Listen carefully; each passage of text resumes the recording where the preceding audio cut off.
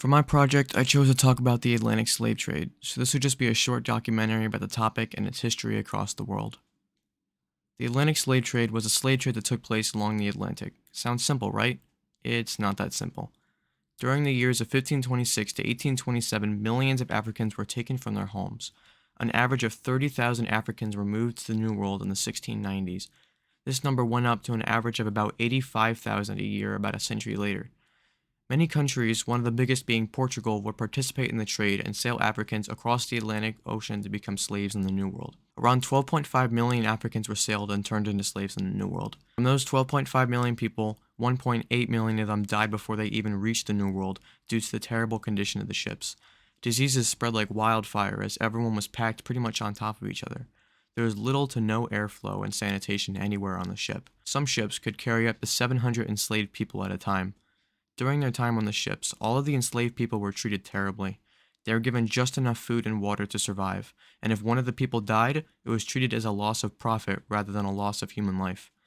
Some of the countries included in the trade were Portuguese, the British, the French, the Spanish, the Dutch, and the Americans. The Portuguese alone carried more than 3 million enslaved people across the Atlantic to their colonies in South America, making them the largest nation that participated in the trade.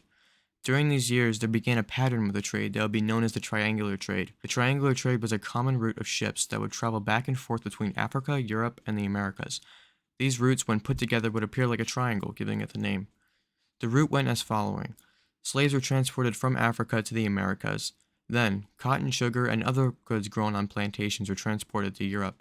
And finally, manufactured goods were transported to Africa, giving the whole operation a triangular route. However, much of the profit that was made through the slave trade was put towards the development of political and economic growth in Americas and Europe. So while it was a terrible way to make money, it is one of the reasons why we have what we have today. But why did the slave trade happen? For America, the biggest factor was the Native Americans that were used as slaves at the time. Many of the natives would die from new diseases, while a large portion of the others would revolt. So in a desperate attempt, America turned to Africa for more labor. For Europe, there were many resources that they were interested in that was in West Africa, such as ivory and gold. All of these reasons for labor come down to one factor, and that factor is money. People were willing to force Africans to do their work on their plantations in groups to maximize profits instead of doing the work themselves. In fact, some Africans were enslaved in Africa even before the Europeans and Americans arrived. All of this went on for around 300 years before it was finally made illegal in 1808. Slavery was also made illegal in America in 1867 by Abraham Lincoln. Slavery was abolished in Europe about 60 years before America in 1807. Nowadays, August 23rd is the International Day of Remembrance for all the lives lost in the slave trade and its abolition. They chose this date because on the same day in 1791, Africans revolted against the system in present-day Haiti. This was the event that began the abolition of slavery. Many consider the slave trade to be one of the darkest times in human history.